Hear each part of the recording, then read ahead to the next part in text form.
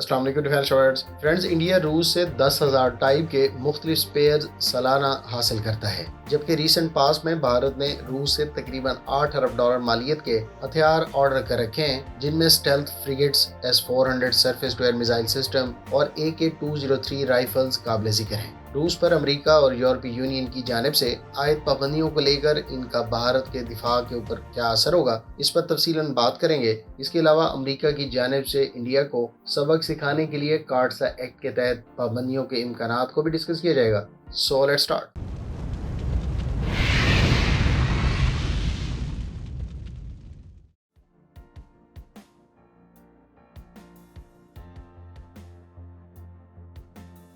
بھارت اپنی دفاعی ضروریات کے لیے 1970 سے روس پر انحصار کرتا آ رہا ہے۔ آج بھارت کی تینوں مسلح افواج کا ملٹری ہارڈ ویئر رشین ساختہ یا پھر سابقہ سوویت یونین کا تیار کرتا ہے۔ اس میں سے کچھ انڈیا میں لائسنس بیسڈ ڈیفنس مینوفیکچرنگ بھی ہو رہی ہے، جس کی سپلائی روس سے ہی ہوتی ہے۔ ڈیفنس نیوز ویب سائٹ کے مطابق انڈیا کو صرف 2016 کے بعد سے Mi-17 helicopter, 2000 anti tank guided missile, BrahMos missile اور 40 سے زائد Su-30 طیارے 2013 سے 2017 کے درمیان ڈیلیور ہوئے۔ واضح ہے کہ Su-30 MKI بھارت مقامی سطح پر روس کے تعاون سے اسمبل کرتا ہے، یعنی ان کی کٹس اور متعلقہ سامان روس فراہم کرتا ہے، جبکہ ان کی اسمبلی ہندوستان ایروناٹیکل لمیٹڈ میں ہوتی ہے۔ اب ہم ان اہم ویپنز کی بات کر لیتے ہیں جو بھارت نے روس سے آرڈر کر رکھے ہیں اور یہ بھارت کو ابھی ڈیلیور ہونا ہے۔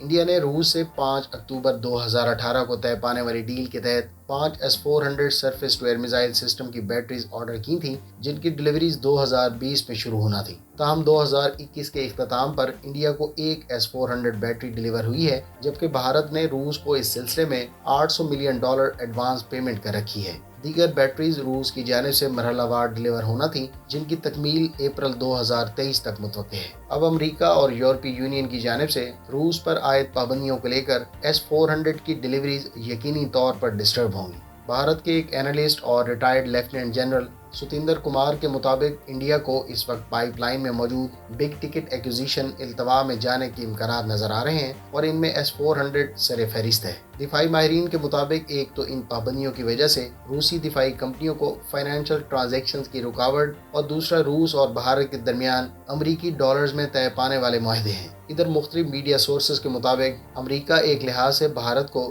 روس کی سائیڈ لینے پر سبق سکھانے کی غرض سے کارٹسا ایکٹ کے تحت پابندیاں لگانے پر غور کر رہا ہے۔ البتہ میری ذاتی اوپینین میں اس کے امکانات ابھی کے لیے کم دکھائی دے رہے ہیں۔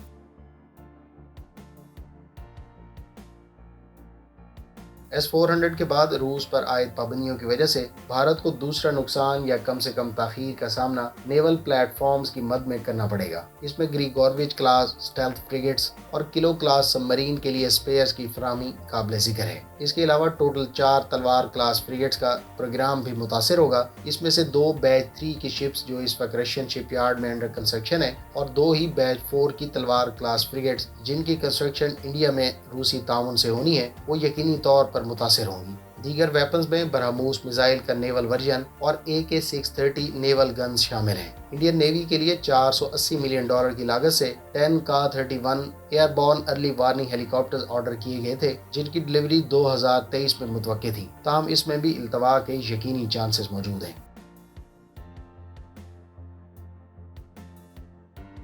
بھارت نے 2020 میں روس سے 21 MiG-29 طیارے آرڈر کیے تھے، جن کی ڈیلیوریز آنے والے عرصے میں ہونا تھی۔ تاہم اب امریکی حکام نے کہا ہے کہ بھارت نے روس سے 21 MiG-29 طیاروں اور اینٹی ٹینک میزائلز کی ایکوزیشن کا آرڈر کینسل کر دیا ہے۔ بدھ کے روز جنوبی اور وسطی ایشیا کے امریکی assistant secretary of state Donald Lu نے US سینٹ کو کہا ہے کہ انڈیا نے یہ دونوں ڈیلز اور ہیلی کاپٹرز ایکوزیشن کینسل کر دی ہے۔ واضح ہے کہ بھارت نے اقوام متحدہ کی حالیہ دنوں میں روس کے حوالے سے تینوں ریزولوشنز میں غیر حاضر رہنے کا فیصلہ کیا تھا، جس کو لے کر امریکی انتظامیہ پر US کانگریس کا دباؤ بڑھتا جا رہا ہے۔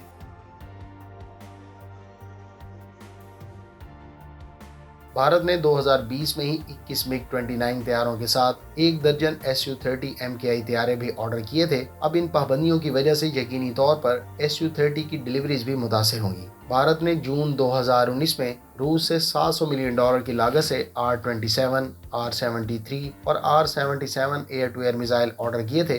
इन मिसाइल्स की डिलीवरीज भी इस वक्त स्टेक पर हैं। इंडिया ने $2 अरब की लागत के 2 एवैक्स भी अपनी एयरफोर्स के लिए अगस्त 2020 में ऑर्डर किए थे, जिनकी डिलीवरीज यकीनी तौर पर मुतासिर होंगी।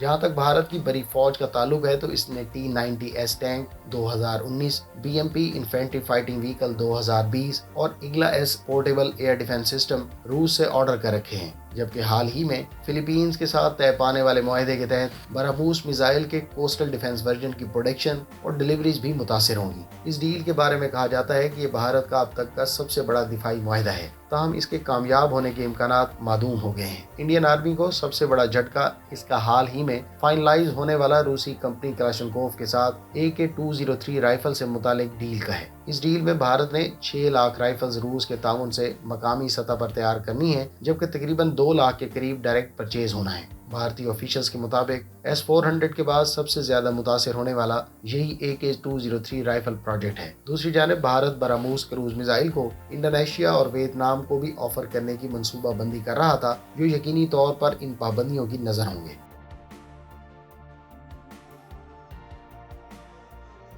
फ्रेंड्स, इन तमाम तर मेजर वेपन्स के अलावा भारत के ज़्यादातर स्मॉल आर्म्स भी रूसी साख्ता हैं, जबकि नेवी और आर्मी तो 90% हथियारों के मामले में रूस पर रिलाई करती है। लिहाजा इन तमाम छोटे बड़े हथियारों की मेंटेनेंस और रिपेयर के लिए भारत को सालाना 10,000 से ज़ायद टाइप के स्पेयर्स रूस से सालाना $500 मिलियन की लागत से हासिल करना पड़ते हैं। इधर अमरीकी पाबंदियों और S-400 की एक बैटरी के अलावा 4 मजीद की डिलीवरीज में यकीनी ताखीर को लेकर भारत इस वक्त कन्फ्यूजन का शिकार है। वो इस वक्त फैसला नहीं कर पा रहा कि उसे इस वक्त किस ब्लॉक में फुली तौर पर जाना चाहिए। एक तरफ अमरीकी प्रेशर है तो दूसरी जानिब उसकी दिफाई जरूरियात और एटलीस्ट पहले से मौजूद वेपन्स को सर्विस में रखने के हवाले से रूस पर इन्हिसार है, जिससे एकदम निजात हासिल करना मुमकिन नजर नहीं आता। लिहाजा भारत की अब वो सूरत हाल बन गई है कि अगर वो निगलता है तो भी मरता है और अगर उगलता है तो भी। लिहाजा ये जंग जितनी तवील होगी, भारत के लिए गले की हड्डी बनी रहेगी। दूसरी जानिब मगरबी ममालिक की तरफ से रूस पर आयद पाबंदियों में किसी किस्म की नरमी या गुंजाइश के इम्कानात भी दिखाई नहीं दे रहे। अब आपको इस तमाम तर सूरत हाल को देखते हुए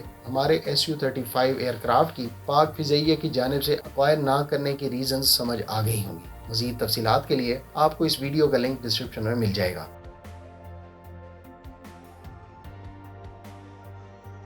फ्रेंड्स, मौजूदा दौर की जंग किसी एक प्लेटफॉर्म से नहीं बल्कि कम्बिनेशन ऑफ एसेट से लड़ी जाती है, जिसमें इन एसेट्स का आपस में लिंक्ड होना निहायत जरूरी है। मिसाल के तौर पर भारतीय नेवी की मिसाल ले लें। इनके पास सबमरीन यानी पनडुब्बी ज्यादातर रशियन साख्त हैं, जबकि मैरी टाइम पेट्रोल एयरक्राफ्ट और एंटी सबमरीन वारफेयर सलाहियत वाले हेलीकॉप्टर्स अमरीकी साख्त हैं, जो आपस में डाटा लिंक नहीं है। तकरीबन यही सूरत हाल दीगर शिप्स के हवाले से इंडियन नेवी को दरपेश है। लिहाजा आसान अल्फाज में आप ये कह सकते हैं कि दौरान जंग भारतीय नेवी की शिप्स और सबमरीन अपने ही एसेट से आसानी से कम्युनिकेट करने से कासिर रहेंगी। कमोबेश यही सूरत हाल दीगर सर्विसेज के हवाले से भी भारत को दरपेश है। यूं भारत ना तो दिफाई एतबार से एकदम मगरबी ब्लॉक में जा सकता है और ना ही एकदम रूस को छोड़ सकता है। आप इस बारे में क्या राय रखते हैं, कमेंट करके जरूर बताएं। उम्मीद है इस वीडियो से आपकी मालूमात में इजाफा होगा। मिलते हैं नेक्स्ट वीडियो के साथ। अपनी दुआ में याद रखिएगा। अल्लाह हाफिज। पाकिस्तान जिंदाबाद।